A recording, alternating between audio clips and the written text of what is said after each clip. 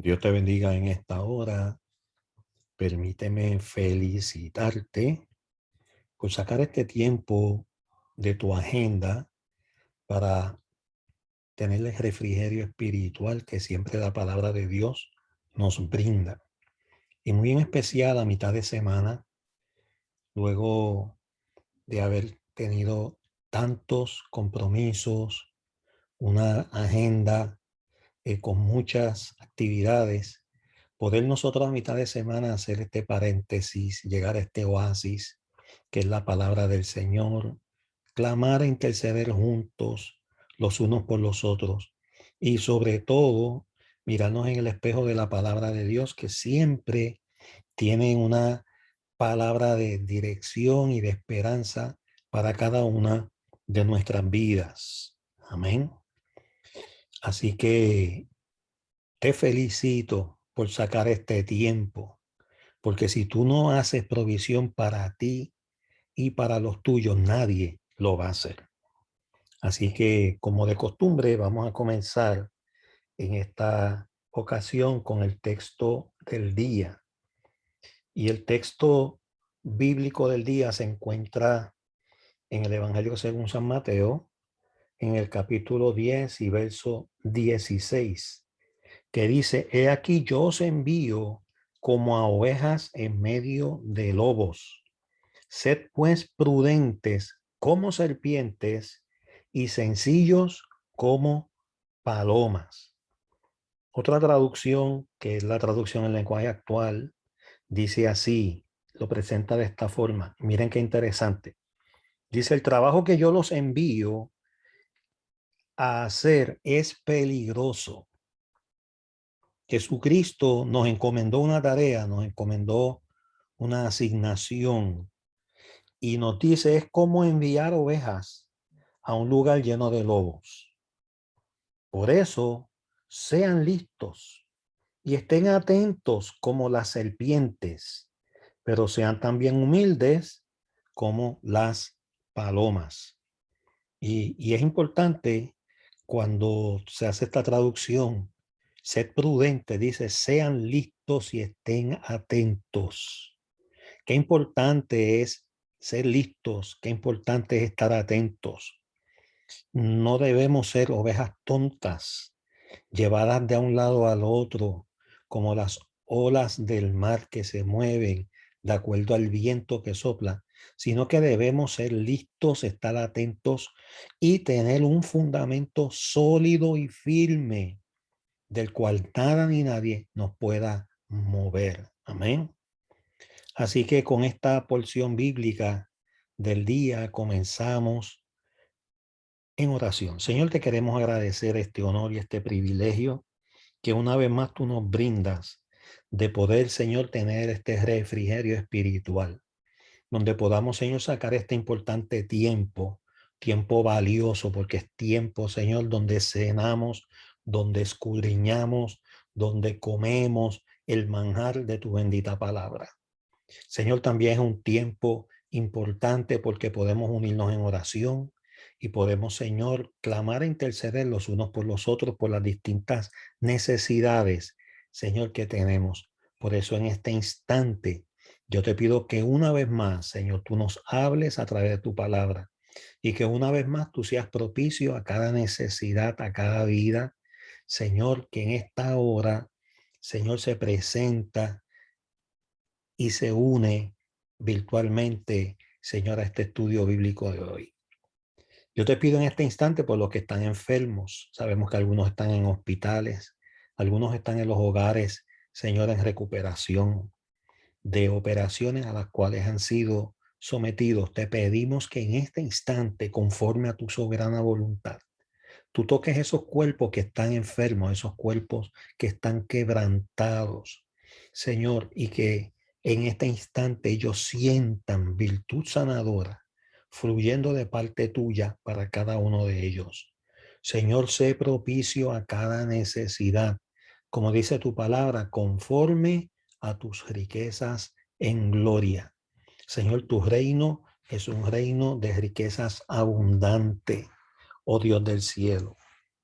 Y sabemos, oh Padre Celestial, que tú eres un Dios generoso y que tú eres un Dios, Señor, dador de toda buena dádiva.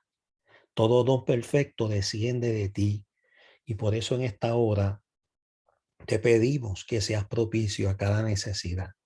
Tu palabra dice en el profeta Isaías que ciertamente Jesucristo llevó nuestras enfermedades.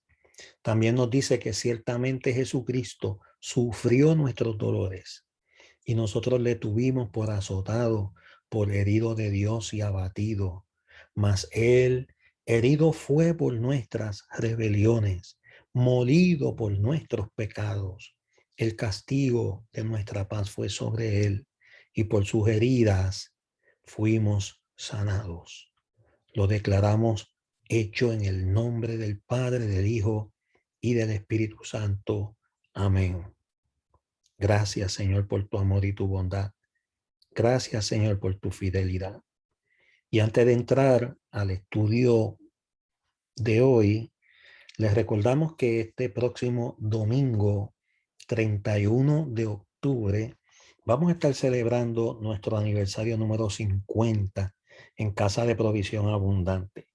Esta victoria, este logro maravilloso que Dios nos permite celebrar, se lo debemos a Él y también a la fidelidad y a la lealtad de cada uno de los hijos de la casa que hoy por hoy se presentan diariamente delante del Señor en un sacrificio vivo, santo y agradable, que es lo que Dios espera y que es lo que Dios exige y demanda de cada uno de nosotros, sus hijos.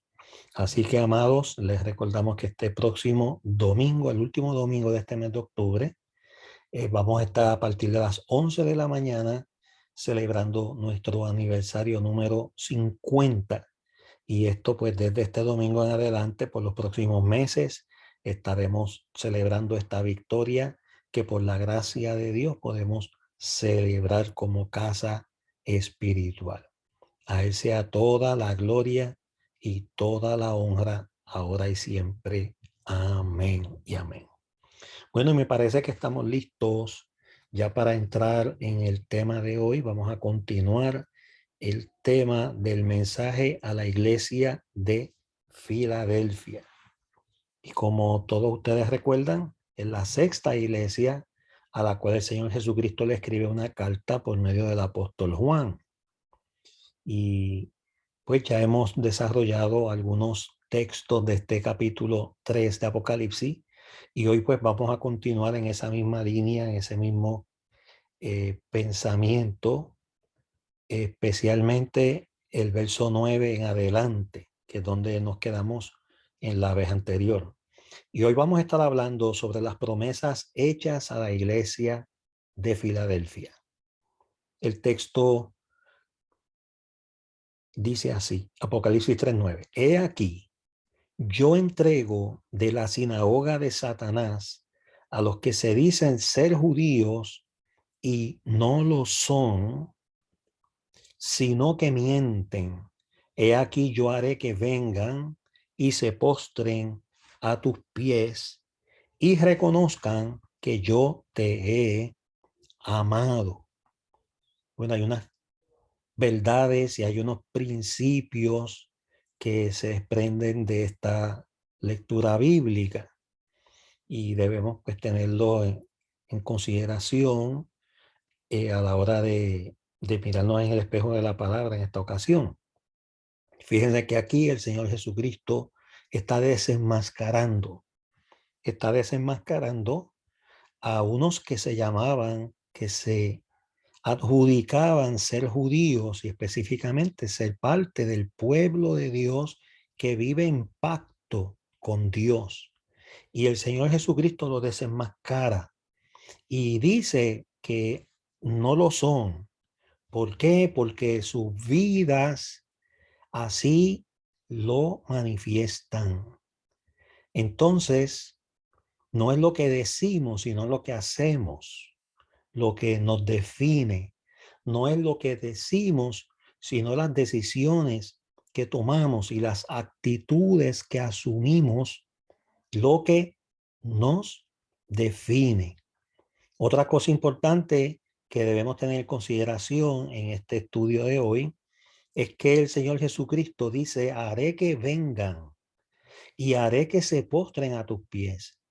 Y esta actitud de venir a postrarse a los pies nada tiene que ver con adoración, nada tiene que ver con reverencia, sino más bien con humillación, con un reconocimiento de que faltaron, de que han pecado, de que se equivocaron, y no solamente un reconocimiento, sino también un arrepentimiento.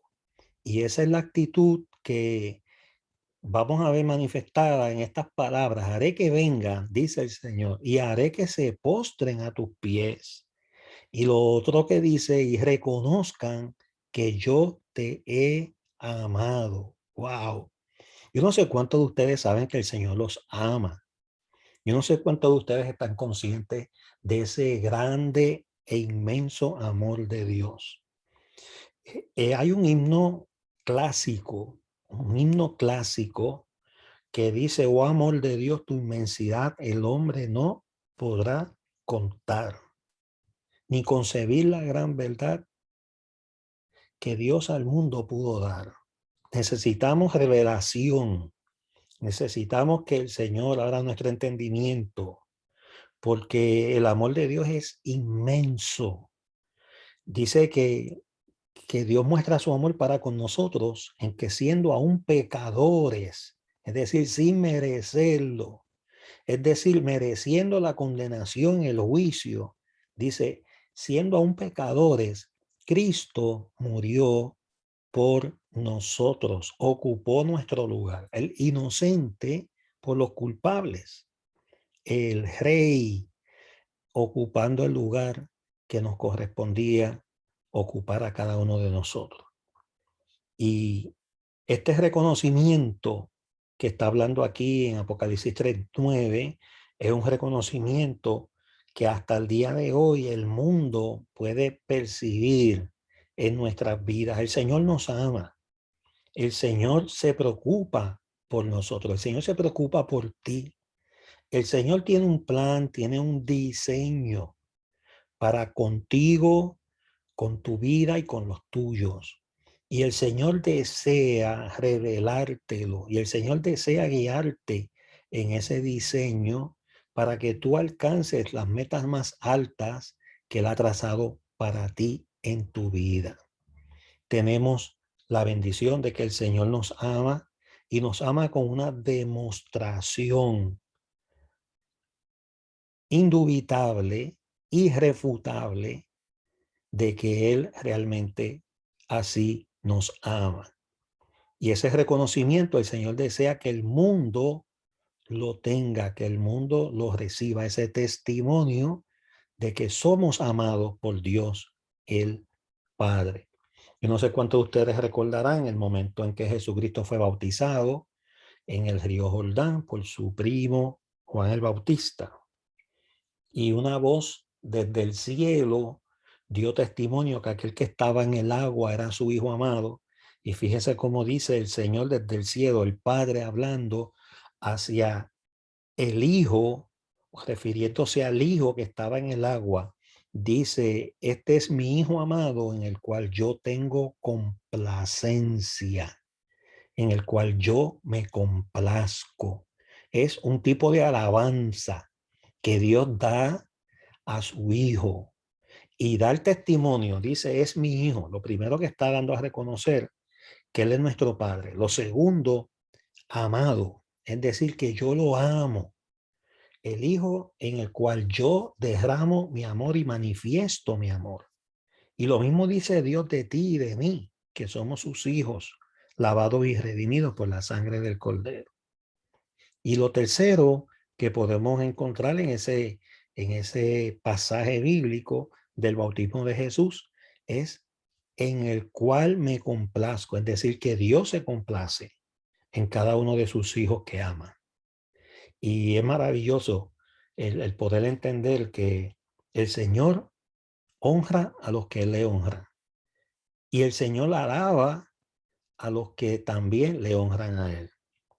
Podemos recordar también a Job, Y Job pues fue un hombre conforme al corazón de Dios, fue un hombre de integridad y fue un hombre que se mantuvo firme en sus posturas, en sus fundamentos, a pesar de las circunstancias alrededor, cuando todo sucumbió, cuando todo eh, se movió y se trastocó y todo el mundo le dio la espalda y se sintió sin nada y sin nadie. Él mantuvo su fidelidad en Dios y él no le adjudicó a Dios ningún despropósito en nada de lo que le había ocurrido.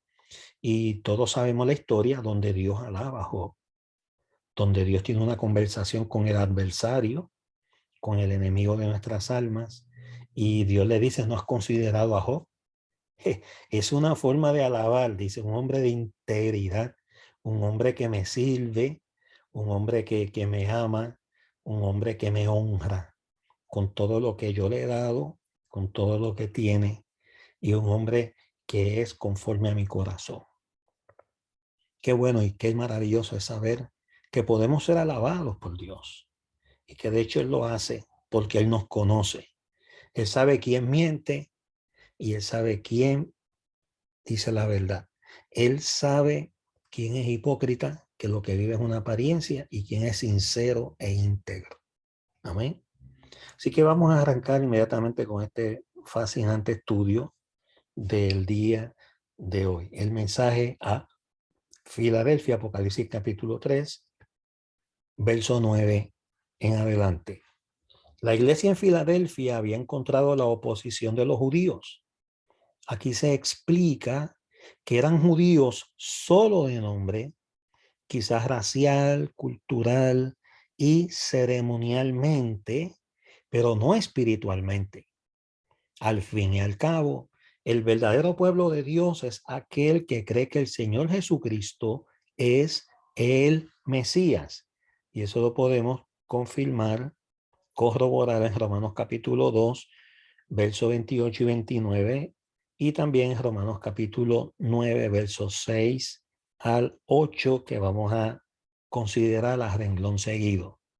Romanos 2, 28 dice, pues no es judío el que lo es exteriormente, ni es la circuncisión la que se hace exteriormente en la carne, verso 29, sino que es judío el que lo es en lo interior, y la circuncisión es la del corazón, en espíritu, no en letra. La alabanza del cual no viene de los hombres, sino de Dios. Vean el principio que estuvimos considerando hace unos segundos atrás. Que Dios alaba, que Dios honra a los que le aman, a los que le sirven y a los que le honran. De manera que Dios es fiel. Y qué bueno es saber que los que somos realmente el pueblo de Dios, somos alabados por Dios y no por los hombres. En el capítulo 9 de Romanos, versos 6 al 8 dice, no que la palabra de Dios haya fallado, porque no todos los que descienden de Israel son israelitas, ni por ser descendientes de Abraham son todos hijos, sino en Isaac te será llamada descendencia. Esto es, no los que son hijos según la carne son los hijos de Dios. Qué importante saber que no es conforme a la carne, sino conforme al espíritu, sino que los que son hijos, según la promesa, entiéndase, conforme al espíritu, son contados como hijos, como descendientes, como parte de esa familia espiritual. Amén. Pero como la mayoría de la nación judía rechazó a su Mesías, sus sinagogas se convirtieron en fortalezas desde las que se combatía el cristianismo, lamentablemente, y que el enemigo, el adversario Satanás, usaba con ese mismo fin y propósito. Ahora este versículo parece indicar que algunos de esos judíos se convertirían al cristianismo y la iglesia crecería con algunos de sus más declarados y encarnizados adversarios. Bueno, y esto trae inmediatamente a nuestra memoria el testimonio de Saulo de Tarso. Saulo de Tarso, enemigo de los creyentes, perseguidor de la iglesia, consentía la muerte de los cristianos que arrestaba y fue un acérrimo enemigo y adversario de la iglesia primitiva. Sin embargo, tiene un encontronazo con Dios, tiene un encuentro genuino camino a Damasco, donde precisamente iba a arrestar más cristianos para que fueran sentenciados a muerte.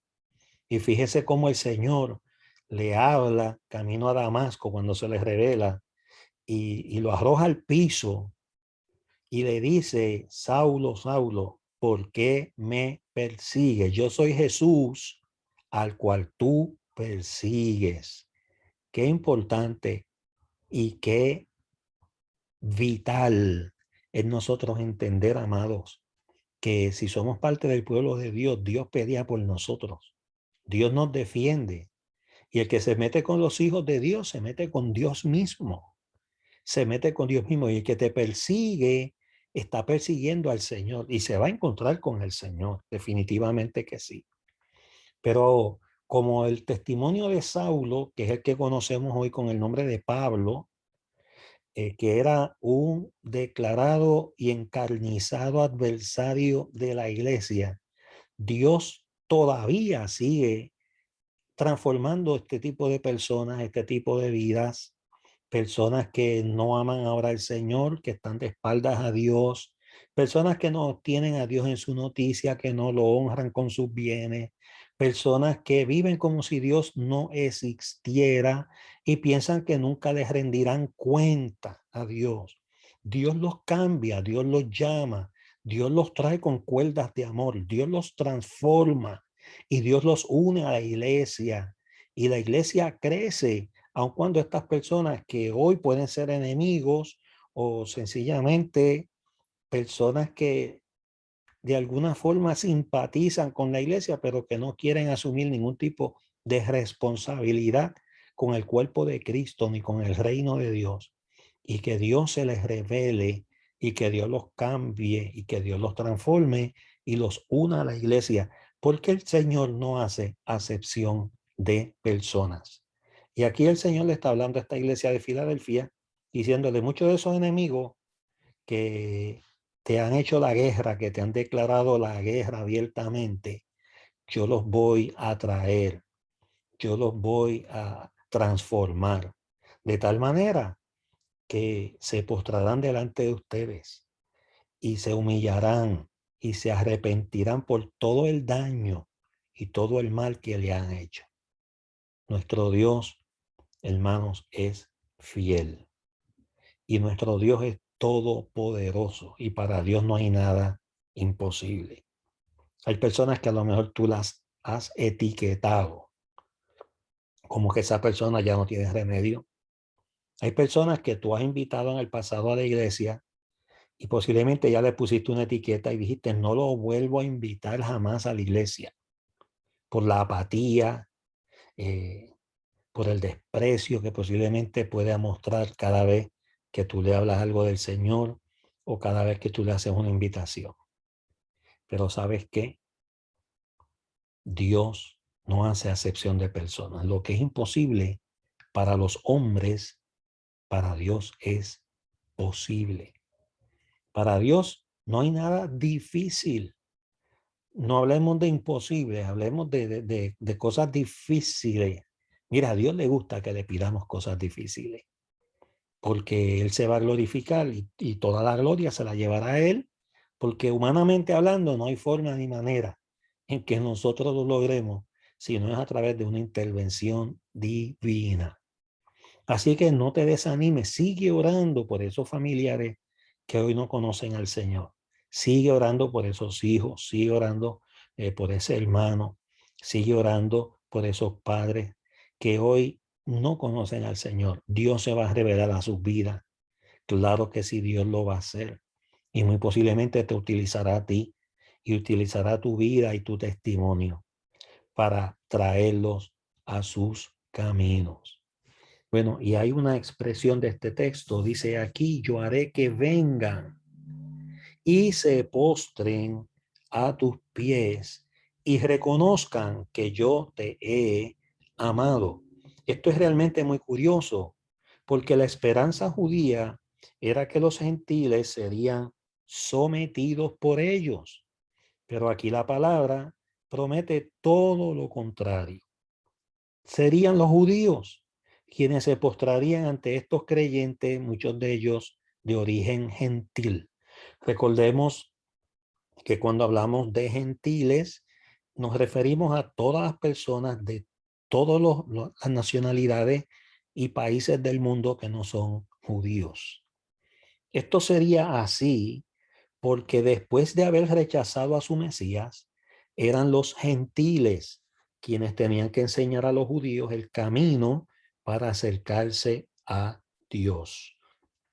Y ahorita pues tomamos un ejemplo de un enemigo de la iglesia llamado Saulo y la ciudad de la cual provenía de Tarso, que Dios lo cambia, Dios lo llama, Dios lo transforma y lo hace el apóstol precisamente del pueblo gentil. Un apóstol, un enviado por Dios para compartir las buenas nuevas de salvación a las naciones que no eran judías. Interesante. Y además tendrían que sujetarse a la iglesia, porque Cristo la estableció, porque Cristo mora en ella y porque Cristo ama a los hijos de la casa. Recordemos la expresión al final de ese texto y reconocerán que yo los he amado. Sin duda estos judíos tampoco mostrarían ninguna predisposición para aceptar que Cristo amara a los gentiles cristianos de Filadelfia. Los judíos consideraban que solo ellos eran el pueblo de Dios. Fíjese que esto era así en el pasado y lamentablemente todavía es así en el presente. Hay muchos judíos ortodoxos, celosos de las tradiciones y que guardan toda la ley de Moisés todavía al día de hoy, que se consideran a sí mismos exclusivos. Se consideran exclusivos.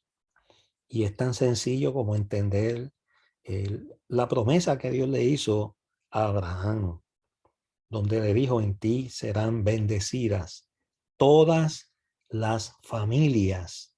Otra traducción dice, todas las naciones de la tierra.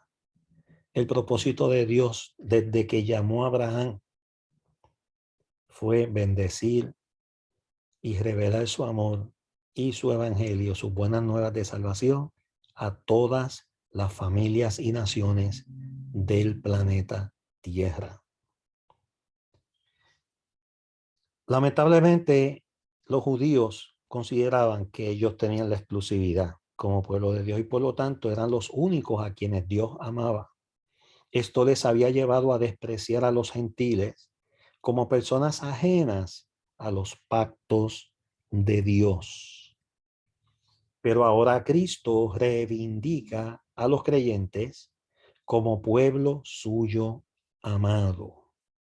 Somos el pueblo que Él ama, hermano, y esto es una distinción que tenemos el pueblo de Dios. Qué maravilloso poder declarar y estar conscientes que Él nos ama. Y esto es algo que debemos recordarlo todos los días. Y en el día de hoy, el Señor quiere que lo recuerdes. En este preciso instante, el Señor quiere que lo tengas bien presente. En medio de ese conflicto, en medio de ese desafío, en medio de ese diagnóstico médico que ha llegado desalentador, en medio de esas noticias desalentadoras en tu empleo, recuerda, el Señor te ama. Eres amado, amada por el Señor. Apocalipsis capítulo 3, verso 10 dice, por cuanto has guardado la palabra de mi paciencia. Yo también te guardaré de la hora de la prueba que ha de venir sobre el mundo entero para probar a los que moran sobre la tierra. En el caso de esta iglesia, el guardar la palabra de mi paciencia puede ser entendido como que habían obedecido al mandato del Señor a ser pacientes, o también como que habían seguido el ejemplo de Cristo, como dice segunda de Tesalonicenses 3:5, quien fue paciente con los hombres pecadores durante todo su ministerio terrenal. Hebreos 12, del 1 al 3. Y aún lo es hoy día cuando sigue esperando que sus enemigos sean puestos por estrado de sus pies. Hebreos 10, 13. La palabra es clara cuando dice que el Señor no retarda su promesa, como algunos la tienen por tardanza, sino que es paciente y más que paciente, misericordioso, no deseando que nadie perezca, que nadie se pierda, sino que todos, sin excepción de personas, procedan al arrepentimiento. En cualquier caso, de una o de otra manera, los cristianos de Filadelfia habían perseverado fielmente a través de sus pruebas y a través de sus dificultades. Como consecuencia de esto, dice el Señor, yo también te guardaré de la hora de la prueba que ha de venir sobre el mundo entero. Qué promesa gloriosa. Oiga, y la Biblia está llena de promesas gloriosas para cada uno de nosotros. Y a lo mejor tú dices, esa promesa se la está haciendo el Señor Jesucristo en esta carta a esta iglesia específicamente. Déjame aclararte algo. La palabra de Dios es viva, es eficaz, más cortante que toda espada de dos filos, penetra hasta partir el alma, llega al espíritu, al tuétano de nuestros huesos, discierne los pensamientos, las intenciones de nuestra mente, de nuestro corazón. El ocuparnos en la palabra de Dios produce en nosotros vida. Y estos minutos respiran vida, por eso le llamamos a estos minutos un oasis, un refrigerio del Espíritu para nuestras vidas, para nuestras almas, para todo nuestro ser. Algo que nos refresca, que nos vivifica, que nos despierta, que nos enfoca en lo que realmente es importante. Gloria a Dios, gloria al Señor. Y tú debes recordar y debes tener siempre bien presente que las promesas que están en la Biblia son para ti. No importa a quién se le hayan dirigido originalmente.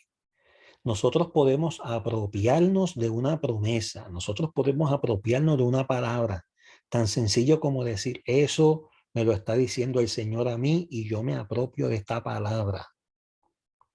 Y Dios se glorificará por sencillamente tú recibir con fe esa promesa que Él te ha hecho a través de su palabra.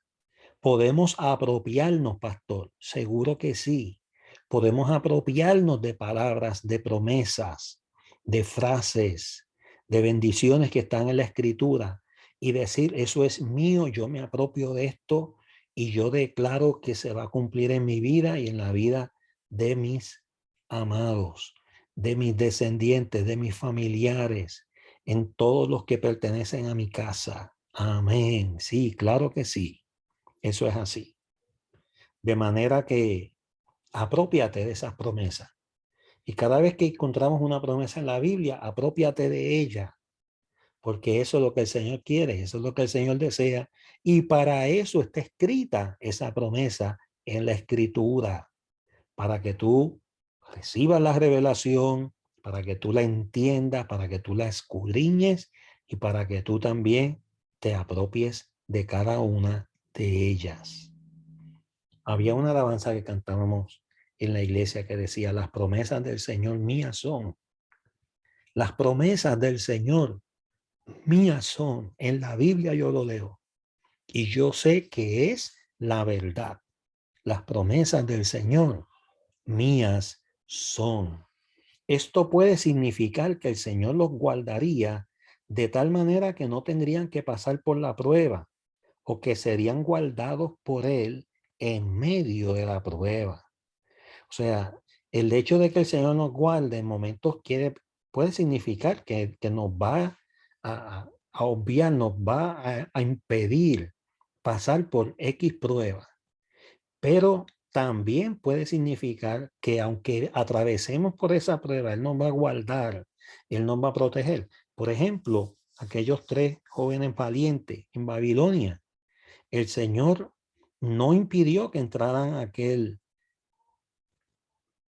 horno de fuego.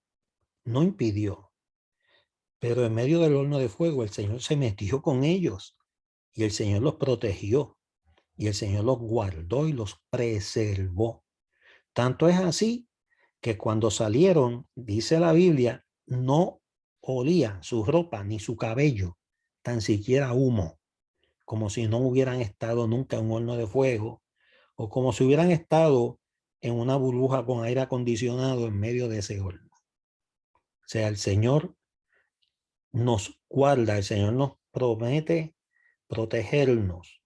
El Señor ha dicho en su palabra que nos guardará de todo mal y que guardará nuestra entrada y nuestra salida desde ahora y para siempre. Amén. Así que tengamos claro que sea una cosa o la otra, como quiera el Señor nos guardará y nos preservará, porque esa es su promesa. Amén. En cuanto a la prueba que habría de venir sobre el mundo entero, esto puede referirse a varias cosas. Puede que tuviera que ver con alguna situación que iba a ocurrir en ese tiempo y que afectaría al mundo entero en ese.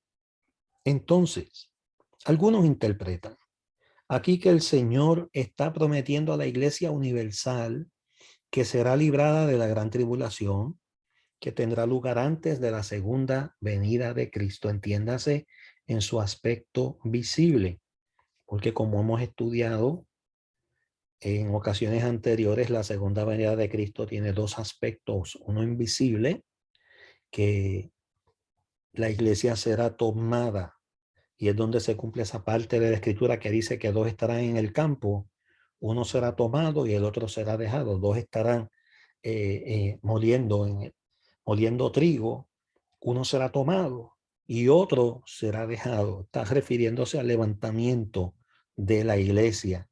Pero está el aspecto visible donde Jesucristo viene por segunda vez de forma visible y dice la escritura que todo ojo le verá y viene con su iglesia a que establecer su reino milenial sobre la tierra. Y muchas personas pues entienden que esta promesa se refiere a librar a la iglesia universal de esa gran tribulación, por ser la prueba profetizada en las escrituras que no tendrá precedentes históricos. Fíjese que cuando se habla de la gran tribulación, dice cual no la ha habido nunca sobre la faz de la tierra. Es decir, que será un tiempo de prueba sin precedentes históricos. En cuanto a la iglesia de Filadelfia, esto podía referirse a la persecución del Imperio Romano contra el cristianismo, que en poco tiempo se iba a extender por todo el imperio. En cuanto al propósito de esta prueba, era para probar a los que moran sobre la tierra. Los habitantes de este mundo tendrían una nueva oportunidad para demostrar cuál era su posición frente al Cristo resucitado. Vale la pena guardar el consejo de la palabra de Dios. Lo tengo que repetir. Vale la pena guardar el consejo de la palabra de Dios. Guardarla, que es sinónimo de obedecerla, tiene sus grandes y eternas recompensas, tanto en este peregrinar terrenal como en la vida eterna. Amén. Dios es un Dios de pactos que cumple fielmente sus promesas. Aunque otros te hayan fallado y decepcionado, ten la certeza, ten la seguridad que Dios jamás, jamás lo hará. Jamás te fallará. Jamás te va a decepcionar. Dios cumple sus promesas. Amén. Yo creo que vamos a quedarnos aquí en el día de hoy. Continuaremos en la próxima semana desarrollando este tema exquisito y extraordinario del mensaje a la iglesia de Filadelfia. Y en este momento, pues vamos a culminar haciendo oración, como hacemos todas las semanas, por las ofrendas y por los diezmos. Señor, te queremos dar gracias, porque una vez más, Señor, hemos recibido el manjar exquisito de tu santa y bendita palabra. Una palabra que es digna de ser recibida por todos. En este momento, traemos al alfolí, Señor, nuestras ofrendas y también nuestros diezmos, como tu palabra nos instruye. Lo hacemos en obediencia, pero lo hacemos también, Señor, en reconocimiento de que tú eres nuestro proveedor, y lo hacemos también en acción de gracias, porque tú eres nuestro suplidor, porque tú eres Jehová Jireh, Jehová nuestro proveedor. Y a ti damos toda la gloria, a ti damos toda la honra y la alabanza, ahora y siempre. Y en este cierre, Señor, te pedimos que no seamos oidores olvidadizos, sino prestos hacedores de tu palabra. Que podamos, Señor, apreciar, que podamos valorar, que el obedecer tu palabra y el obedecerte a ti produce grandes recompensas, grandes dividendos, Señor, que son maravillosos, tanto en nuestra vida actual como en nuestra vida futura. A ti damos toda la gloria y toda la honra, ahora y siempre. Amén. Mis amados, ha sido un honor, un privilegio una vez más haberles acompañado en este oasis a mitad de semana, recibiendo esta palabra de bendición, de revelación que Dios nos ofrece a través de sus escrituras.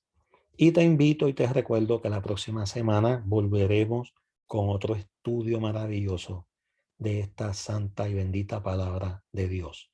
Que la paz de Dios sea contigo, y el mismo Dios de paz os santifique por completo, y todo vuestro ser, espíritu, alma y cuerpo, sean guardados irreprensibles para la venida de nuestro Señor Jesucristo. Dios te bendiga. Nos veremos en nuestra próxima intervención de estudio bíblico.